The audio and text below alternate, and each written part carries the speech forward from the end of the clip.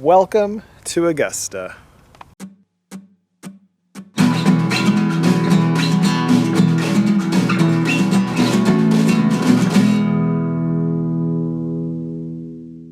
So sometimes I like to get out of the studio and find inspiration elsewhere.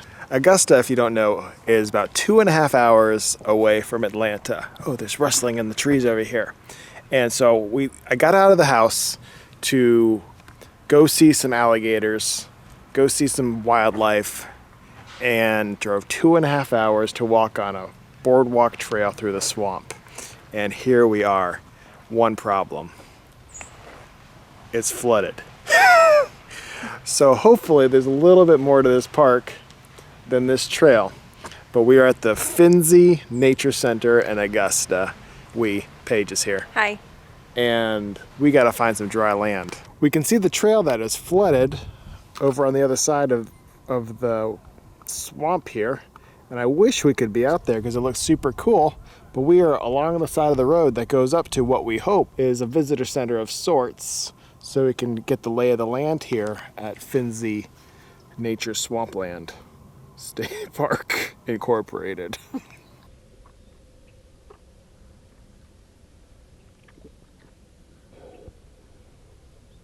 I don't know if I've ever seen a cattail in real life, and this looks like one, although it may have seen better days. I don't really know what they look like, though. I've just seen them in cartoons, but this might be what they look like all day. It does look like a cat's tail. If you pet it, it will scratch you. We found the visitor center.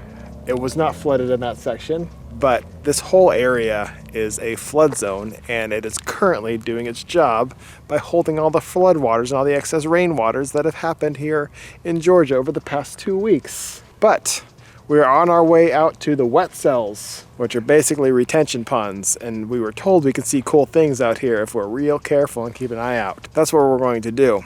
And with our eyes out, we have spotted tiny little tracks that look like hands. So I think this is just some small humanoid creature doing a handstand walking down this path. That's my guess. Paige thinks it's a raccoon or sorts. I'm going with the small tiny handstand and humanoid. Comment down below if you know what kind of creatures these are. Ooh, or it could be that skunk that I did with his tail up in the air, just like this. Do you think it's that? A skunk doing a handstand? It really could be.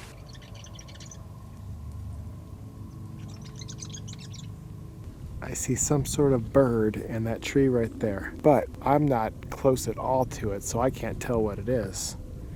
But maybe I can identify it from this video.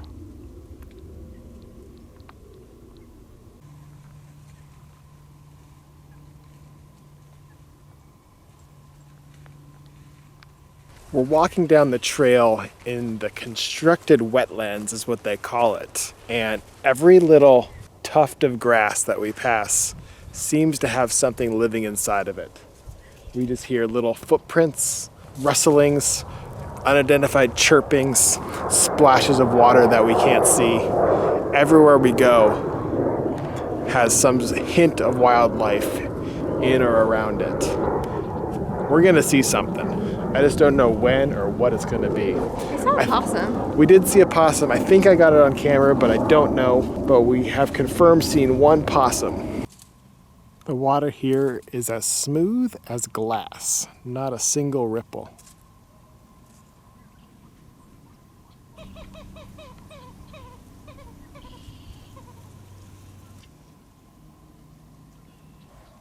The circle of life. The bugs eat the grass. The grass eats the bugs. What?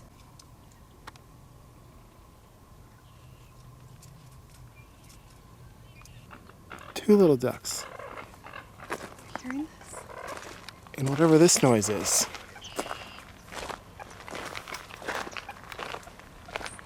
This park is like the ultimate game of hide and seek.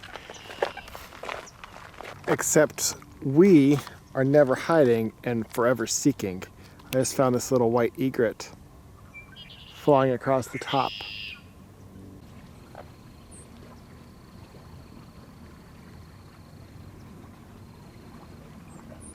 So far, our checklist includes ducks,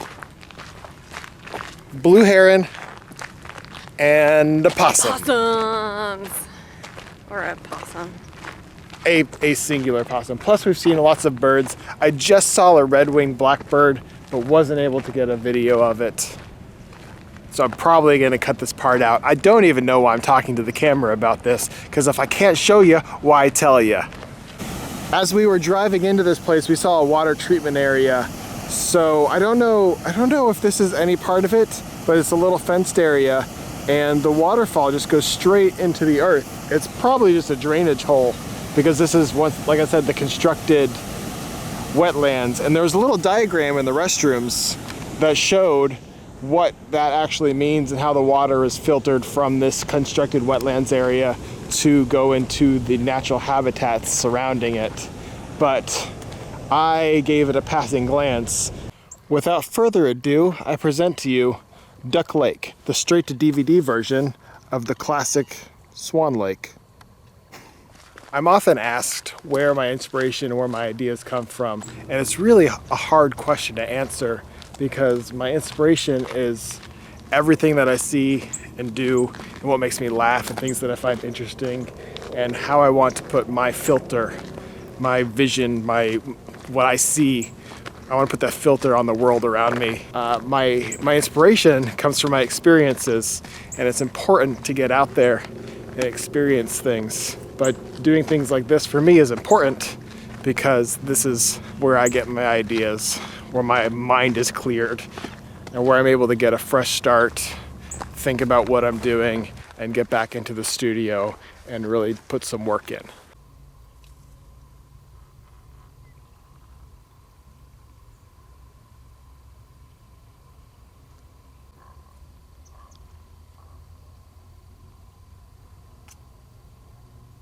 So close.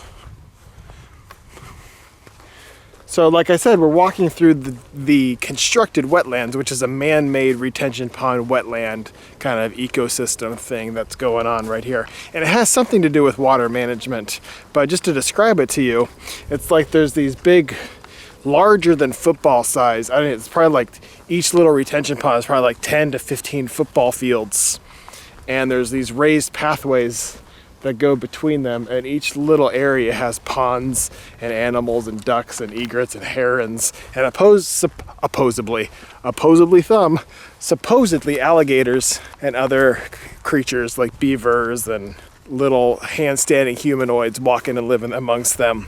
But that's where we are right now. We've got 2 more areas to walk through, and we're got to go across the street to maybe a better thing, and then a little boardwalk path until it hits the flooded place. But we are on the way to a different view, a different path, a different trail. Gator. This is a big one. My guess he's probably at least 8 feet. Mission successful. We came here to see an alligator, and there he is.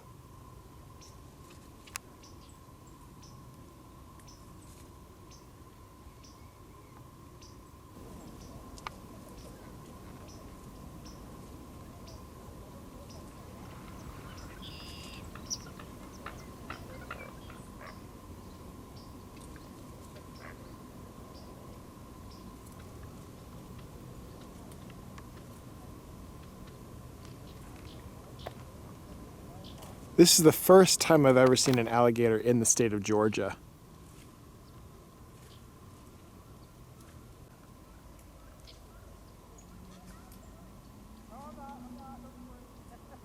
It's been 26 days since we pulled up here. We are lost back in the water cells of the wetlands, and we cannot find our way out. Yikes. We've been following this fence for days, and it hasn't given us anything yet. But in all seriousness, I don't know that we're ever gonna make it out of here. I think we might be lost. It's probably, what time is it now? I feel like we've been walking back here for at least an hour and a half, and we entered at one spot. We are probably now about a mile and a half. 436? Yeah. We've been walking back here but for an hour and a half. And we entered at one spot. We thought we were kind of walking in a circle that would eventually lead us back to that entrance. And we've probably been walking about half an hour since we thought we were close to that spot. We found a landmark, the 3-ton bridge. We have a clue on how to escape. Oh, London Bridge. So I just asked Paige before I started filming if she knew any bridge songs, and her response was, No, but can I interest you in any down by the bay? and then she said, Oh, London Bridge. London Bridge! I can tell you some riddles. all right, oh, because you're a troll? Yeah. Yeah? What's Yeah. one riddle? What has 4 legs in the morning, 2 legs in the afternoon, and then 3 legs in the evening? Oh, is it human? Yeah. Once again, we've hit a flooded trail. This is the trail that we were hoping would take us back to the visitor center, but we didn't bring our waders. So we are forced to turn around and head back the other way. Welcome to the bridge, part 2. We are back. We are. We are back in the flood cells, or the wet cells, of the Phinizy Swamp Nature Center. Water Sciences Institute. So we are hopefully on track back now to the visitor center. There's a big windmill here in the center of the park, and there seems to be a nest up top where we have some sort of bird of prey that lives up on top of that nest. Now we have 2 birds up there.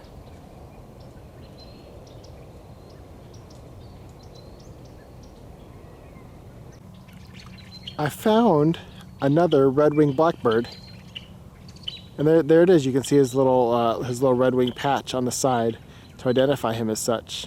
One more gator to add to the checklist. This one's not quite as big. This is a little gator. Walked around the path a little bit further to try to get a better view of him, but not so much. He's swimming away from us currently, right in the middle of the screen. Look at it. I've never seen a green roof so victorious and so glorious. The Welcome Center, the Visitor Center. We have made it. We will not die out here. We were gonna try again to walk across this little boardwalk trail, but I'm bouncing and it's completely flooded. If we walked onto it, our feet would undoubtedly get wet. And the one last trail that we have to walk is called the Beaver Dam Trail, and it is behind these silos here at the back end of the visitors parking lot. So we found the Beaver Dam Trail, and it is seemingly just it's a woodland type trail with a swamp to your right as you enter it. We are getting pretty close to dusk here, and that's when this part closes. So I don't know that we have the perfect amount of time to explore this area. We may have to leave you hanging slightly. Like I said, it is getting dark outside. We have less than an hour left before sunset. So this is going to be our last destination here on the trail. So there you have it. There is our trip to the Phinizy Park Swampland Nature Water Center. And it's a great place to come if you just want to relax, have a little bit of peaceful time, and see an alligator or a possum, or just hang out and have a good time and walk on some flooded pathways. Or not so flooded if you come at a different time. Yes. Bring some shoes that you don't mind getting wet in. I did not today. Paige did not today. So we weren't properly prepared, but come out here if you're looking for a good time and just get to see some wildlife here in Georgia.